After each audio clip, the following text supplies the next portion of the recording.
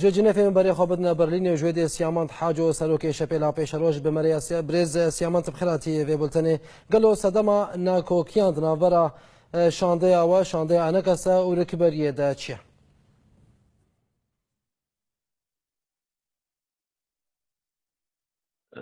خویاتکێ ڕێکبەری هەیە دەستەیە بلند وەسیقامە یامە حاضر کردبووش بۆی بدنە دێمەستورە تێدا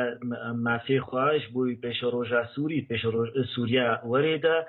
مافێ کورداوەری پاراستن تێدا هاتبوو نیشاندن و خویاتکێ دەستەیە بلند وێ ناکێ پێشکێشی دێمەستورە ناکێ ئەو ئەم تکارن بریاخوا وەسیقەی خۆ تەسلیم بکەن بەس گرانبوونەکە مەستر هەیە و داخوازێمە بریا دەستەیە بلند پێشکێشی دێمەستورە وەرێکردن و ئەس بەهەردکم گاڤەکە ڕاستەوە و باشە گۆ هەڤالێمە گوتنە هەکە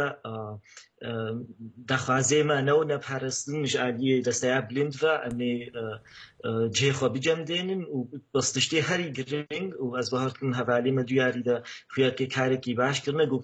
کێمنەتەوەی دیژی ئاسووری تورکمان ئەو ژی بمەرە دەرکەون یانی کورسی خۆ بجەمدێنن وێ زەحمەت بێژ دەستەیە بلندرە ڕاستی داخوازێمە پێکنەوێن بله برز سیاماند دلگرانیا رکبریه لسر کیجان بندیه و گلو چما تنه دسته هفرزی آن هیئت تنسیق لدجی دوسته وی بلگه کردی درکتیه ئەمزانن هەیە تەنسیق گروپەکە شوڤینی عەرەب تێدا هەنا و ناخوازن سووریا پێشە ڕۆژێدا مافێ کووردا وەرنەپەرستن نەبەست هەیە تەنسیقدا ئەمزانن گروپەی دیژی یە دەستەیە بلند هەنا ژمێژ بە دانوستانێ مەبوارە هەنا و ئەم محاولە دکن واناکێژ مەشروعی ئەنجومانە نیشتیمانیە کوردی و مەشروعی کووردا قايد بكن بصينك زحمتي هنا ونغريبة جو هي تنسيق جو هناكي حسيت بنزيكي نظامش حمو جروبي الويدي حاضر يل الجنيف دستياب ليندا او ناكي هري نزيكي نظامنا جوش حموش كاجوي آلي تيرافت كرن ما تشتكي غريبة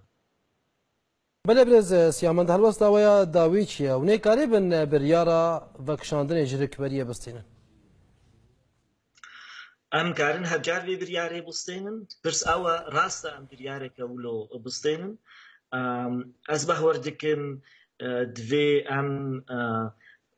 وەکە ئەنجومانە نیشتیمانیە کوردی لێڤەگەرێکێ چێ بکەن ئەمەی زێنن کارێمە بڕێکبەریە عەرەبیرە دەستەیە بلندە بە هەردوو ساڵی چووی چاوا بوو ڕاستمە مەکار کردبوو کێماسی مەژی هەبوون ئەم لخۆڤەگەڕن و دوورە بریارێکی ئەم بستێنن ئەمولۆ زوو مەسەلا ڤەکشاندنێ نەکنە بریار ئەس بەهوەردکەم بێ ئەم ئەنجومانان نیشتیمانین هالە ڕوونن و ئەم بریارێکی بستێنن چ باشە چ باشتر خزمەتا مڵەتێمەدەیە ڤەکشاندنامەژ دەستەیە بلند و ژنێف ینی مانی مابوونامە و هەکە بمێنن بن چ شەرتا دەمێنن دووا ڕۆژەی پێشیامەدا ئەمێ vê بریارێ بستێنن بله پرسک تایبت برز سیامان دبشتی را وصاندنا وی کار نکسه لجنفه هات گوتن و هنجی تی گوتن دبی اف کار برسبکه ج دکتور عبدالحکیم بشار لدجی سیامان حاجو پشتی گو سیامان حاجو جه خستبو گو جناو شاندیا کردی لجنفه درکبه ئەس باوەڕ ناکەم دکتۆر بڕەنگێکی وسە بەرسێ بدێ ئەس بەهەردکەم دکتۆر گهای بەهوەریە ji behwerîkê ev biryara henakê standiye û nebersiva ser nama min û ez bawer dikim dektor jî heta hedekî fêm dike çima em ew nama nîvisandiye niha giring ne siyamend e û dektor giring e giringa mesleha miletê xwe em çawa karin biparêzin û divê em encûman de rûnin û xweşik bifikirin çi biryarê em bistên ne siyamend û ne dektor giringin vê mejarê hede ser pêşeroja miletê xwe biryareke bistênin û ji ber wilo jî ez bahar nakim dektor jî ez bahar musadif kirê divê em levrûnin û mêzên çawa em karin mafê miletê xwe li cinêv biparêzin.